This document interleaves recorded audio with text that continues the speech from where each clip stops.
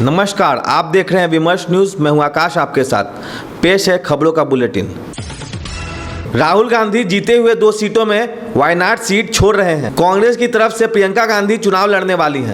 राहुल गांधी जीते गए 2 सीट में से केरल के वायनाड सीट से इस्तीफा देंगे और प्रियंका गांधी वायनाड उपचुनाव में कांग्रेस उम्मीदवार होंगी।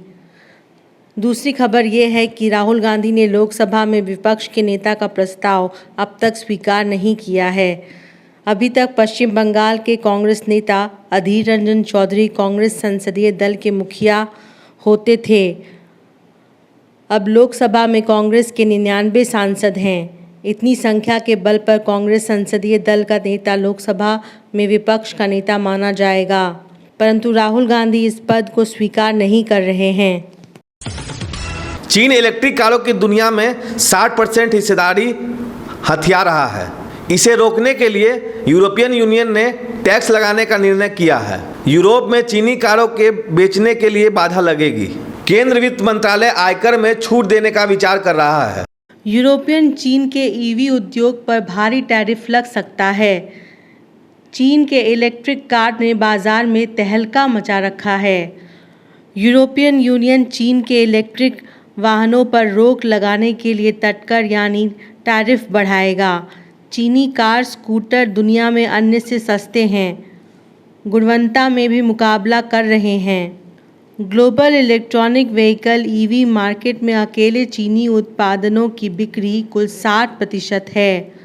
टेस्ला कंपनी के मुख्य एग्जीक्यूटिव ऑफिसर एलॉन मस्क ने कहा कि चीनी ईवी मशीन बाजार में उम्दा हैं और यदि व्यापार में बाधा नहीं लगाया गया तो चीनी कंपनियां ईवी के विश्व बाजार को ध्वस्त कर देंगी। चीन 2001 में ईवी क्षेत्र में आया और बीजिंग में R&D प्रोग्राम बनाकर इन कंपनियों को स्थानीय स्तर पर राजराहत यानी सब्सिडी देना शुरू कर दिया।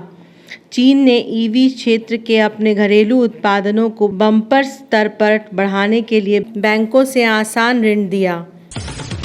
भारत पिछले वर्ष में सबसे तेज विकास करने वाला देश था, परंतु समाचार आए हैं कि भारत का उपभोग घट गया है। देखिए पूरी रिपोर्ट। बजट प्रस्तावों में आयकर में छूट दिए जाने की संभावना है। भारतीय अर्थव्यवस्था ने दुनिया की अर्थव्यवस्थाओं को पीछे छोड़कर 2023-24 में 8.2% विकास किया है, परंतु वित्त विभाग की चिंता ये है कि इस दौर में लोगों का उपभोग घटा है, साथ साथ महंगाई भी बढ़ी है। ये बहुत अजीब गतिरोध है। अर्थशास्त्री इसे स्टैगफ्लेशन कहते हैं। क्लासिकल इकोनॉमिक्स को गलत करते हुए एक साथ बेरोजगारी बढ़ रही है, उपयोग घट रहा है, फिर भी महंगाई बढ़ रही है। चुनाव नतीजों के बाद के सर्वेक्षण बताते हैं कि इस वजह से भाजपा को चुनावी धक्का लगा है। वित्त विभाग इस परिस्थिति पर नियंत्रण पाने के लिए आयकर घाटा प्रस्तावित कर रहा है। शाहनवाज हुसैन राजनीति में एक चर्चित अल्पसंख्यक नेता है जो बीजेपी के साथ हैं। बिहार में खबर यह बनी है कि वो अपने पैतृक गांव आए थे। वह सुपौल जिले में अपने पैतृक गांव बकरीद के मौके पर आए थे। अपने परिवार के साथ ईदगाह मैदान में उन्होंने नमाज अदा किया। लम्हों बाद शाहनवाज हुसैन बकरीद मनाने अपने पैतृक घर सुपौल पहुंचे। सोमवार की सुबह उन्होंने भी परिवार सहित शहर ईदगाह मैदान पहुंचकर बकरीद की नमाज अदा की। इसके बाद उन्होंने आसपास मौजूद लोगों को ईद उल अजहा की मुबारकबाद दी। शाहनवाज ने कहा कि बकरीद कुर्बानी का पर्व है और इस मौके पर वह तमाम देशवासियों के लिए अमन और चैन की कामना करते हैं। खास बात यह रही कि शाहनवाज आम लोगों के बीच ही मैदान के बीच वाले कतार में नमाज में शामिल हुए।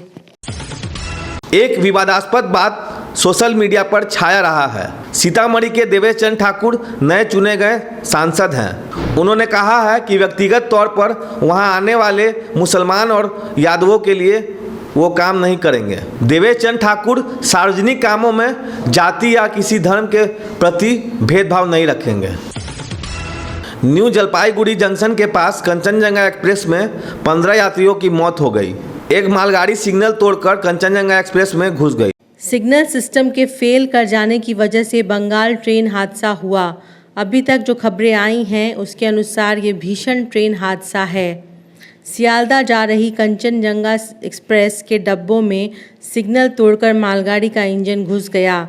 ये हादसा न्यू जलपाईगुड़ी जंक्शन के पास हुआ। पीटीआई ने सुबह 5:30 बजे ही हादसे की खबर के साथ ही बताया था कि सिग्नल सिस्टम के फेल करने से ये हादसा हुआ है। इस हादसे में 60 लोग घायल हो गए हैं। फिलहाल राहत कार्य जारी है। आशंका जताई जा रही है कि करीब 100 लोग डब्बे में अभी फंसे हो सकते हैं।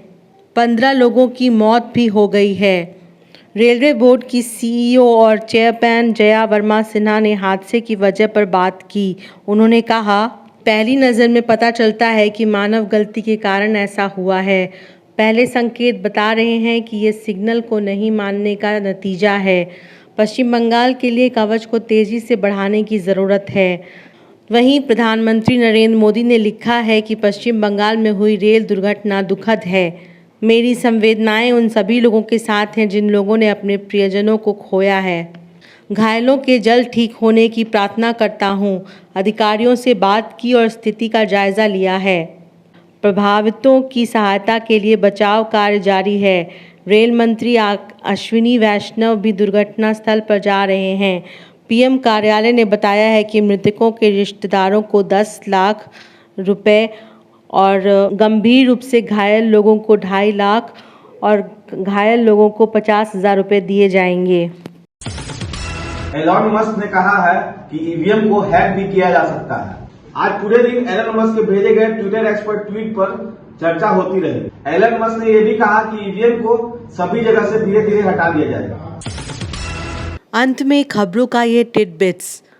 विद्यानंद विकल ने अपने फेसबुक पर लिखा है कि नीतीश कुमार के पुत्र निशांत को राजनीति में आना चाहिए। जनता दल यूनाइटेड में एक नीचे के स्तर के नेता हैं विद्यानंद विकल। उपभोक्ता संरक्षण आयोग के अध्यक्ष हैं। अभी तक ये स्पष्ट नहीं है कि इस फेसबुक पोस्ट का राजनीतिक गलियारों में खास कोई महत्व है या नहीं है। यह अभी तक स्पष्ट नहीं है कि क्या यह पोस्ट नीतीश कुमार की सहमति से जारी किया गया है। बीटेक करने के बाद निशांत ज़्यादातर अध्यात्म पर ध्यान लगाते हुए देखे गए हैं। विकल ने कहा कि युवा पीढ़ी के शांत स्वभाव के तथा ईमानदार युवा नेता की पार्टी को ज़रूरत है। विकल के फेसबुक अकाउंट से जारी पोस्ट में कहा गया है कि जदयू में बहुत सारे योग्य नेता हैं, एक योग्य युवा नेता की ज़रूरत भी है। लोगों ने यह कहकर विकल के प्रस्ताव को रिजेक्ट किया है कि इससे परिवारवाद की एक नई शुरुआत होगी। तो ये थी अब तक की खबरें। अगर आपने हमारे चैनल को सब्सक्राइब नहीं किया तो जल्द जाकर सब्सक्राइब करें और बेल आइकन दबाना ना भूलें ताकि आपको पल पल का नोटिफिकेशन मिलते रहे। तब तक के लिए मैं आकाश, विमर्श न्यूज़ पटना से धन्यवाद।